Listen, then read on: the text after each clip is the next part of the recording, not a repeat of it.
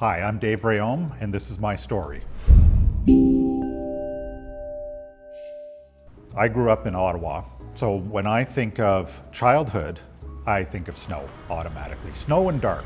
And so that feeling of a winter night is something that I really try to capture in my paintings because to me it's part of my soul. When I think about winters, I try not to just, put snowflakes on the painting. I try to actually think of a temperature, a time of day, or a time of year so that when people look at it, they go, oh yeah, that's just like a morning in March when it's 2 degrees and it's starting to get a little misty and a little warmer. And that to me is the starting point to then put the snow into the paintings.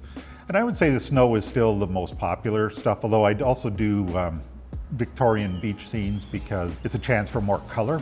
The thing the snow paintings do is they tend to have a muted color. But snow, I love to paint snow, and I will keep on painting snow probably till the day I'm gone. So.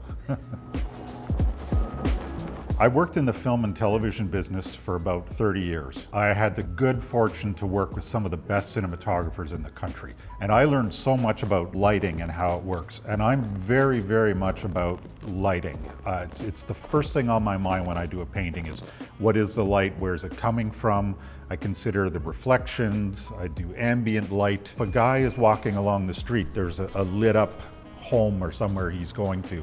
I think that's very important so the painting doesn't become too cold. All of that I credit to my years working in television. Often what ends up on the canvas is not the way you saw it in your head the first time when you started out. That's very common. Partly that's my ability to execute what I think I can execute. And sometimes paintings take on a life of their own and they start going off in another direction, and I like to just sort of go with the flow. I try to convey narratives with my work. The narratives I'm really kind of interesting is in the average person's life. So I like to sort of take those individuals and put them back in there and put them in a painting and say, look, this person had a story, they're shuffling off to work, or they're using a horse to pull a wagon along the street. That sort of thing is very interesting. So I feel like I'm resurrecting past lives to a degree when I paint. One thing I really like is to try and stir emotions with art. So I look for artists that have an emotional content to what they do. Probably my favorite, and the guy I get compared to all the time, is Edward Hopper.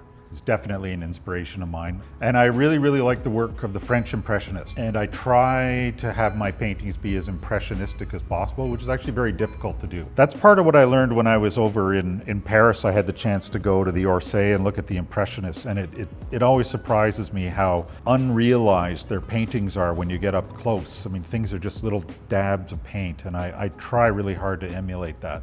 Don't always succeed, but I try.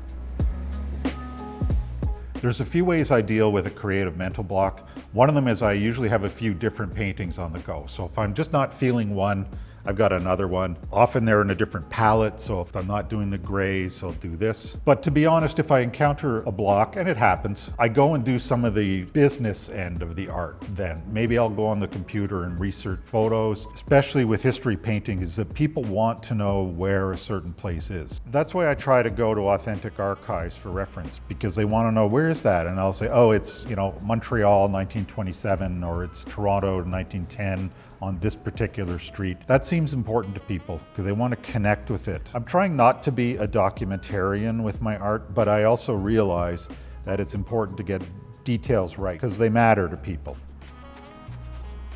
I travel a fair bit, and my travels have been a source of some of my paintings, but I don't paint in the moment when I'm traveling. I do a lot of photography. That's the best way for me to capture. I'll take a whole bunch of pictures.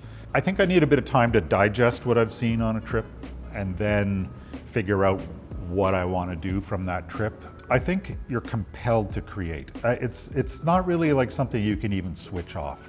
If I don't make a piece of art for a while, I'm gonna do something. It's almost a compulsion. The other thing is that it's a bit of a legacy. I think you feel like you're leaving a legacy behind, that if I'm gone in 100 years, people they may not, but they may still be looking at my artwork. And that's an important factor too. But I can't really turn off the creative tap. I'll be doing something. If I wasn't painting, it would be something else.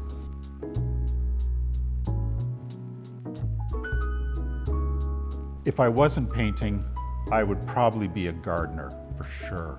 My garden in my backyard I like garden flooring and statuary and plants, and just if I come back in another life, that's what I'll do.